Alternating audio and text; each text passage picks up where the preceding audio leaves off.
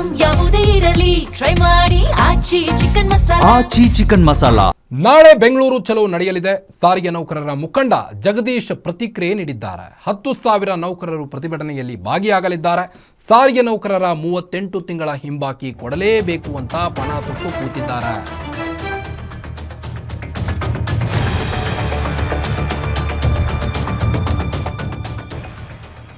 ನಾಳೆ ಬೆಂಗಳೂರು ಚಲೋ ನಡೆಯಲಿದೆ. ಸಾರಿಗೆ ನೌಕರರ ಮುಖಂಡ ಜಗದೀಶ್ ಈ ಒಂದು ಹೇಳಿಕೆಯನ್ನು ನೀಡಿದ್ದಾರೆ. 10,000 ನೌಕರರು ಪ್ರತಿಭಟನೆಯಲ್ಲಿ ಭಾಗಿಯಾಗಲಿದ್ದಾರೆ.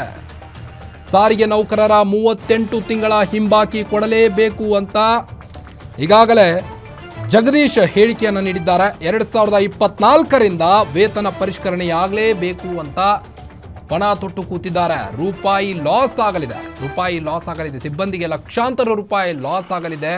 ನಾಳೆ 4 ಗಂಟೆಗೆ ಸುದ್ದಿಗೋಷ್ಠಿಯಲ್ಲಿ ನಿರ್ಧಾರವನ್ನು ತಿಳಿಸ್ತೇವೆ. ಈ ಬಗ್ಗೆ ಸಾರಿಗೆ ನೌಕರರ ಮುಖಂಡ ಜಗದೀಶ್ ಈ ಒಂದು ಹೇಳಿಕೆ ನೀಡಿದ್ದಾರೆ. ಯಾವುದೇ ಕಾರಣಕ್ಕೂ ಈ ಒಂದು ಮುಷ್ಕರವನ್ನು ನಾವು ನಿಲ್ಲಿಸುವುದಿಲ್ಲ.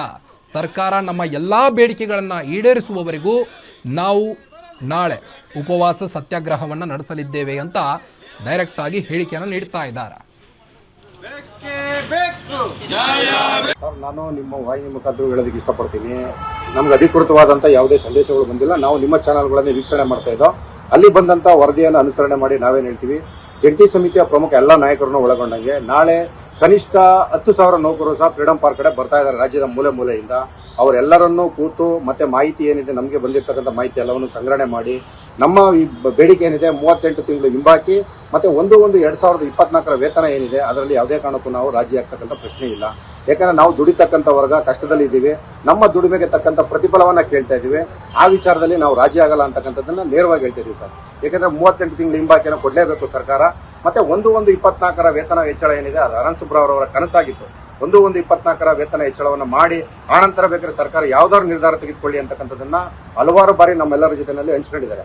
ನಿಮ್ಮೂರಿನಿಂದ ವಿಶ್ವ ಮಟ್ಟದವರೆಗೆ ರಾಜಕೀಯ, ಸಿನಿಮಾ, ಸ್ಪೋರ್ಟ್ಸ್ ಯಾವ ಸುದ್ದಿಯೂ ಮಿಸ್ ಆಗಲ್ಲ.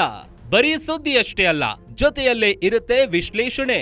ಗ್ಯಾರಂಟಿ ನ್ಯೂಸ್ ನ ಸಬ್ಸ್ಕ್ರೈಬ್ ಮಾಡಿ, ಫಾಲೋ ಮಾಡಿ, ಕ್ಷಣ ಕ್ಷಣದ ಅಪ್ಡೇಟ್ಸ್ ಪಡೆಯಿರಿ.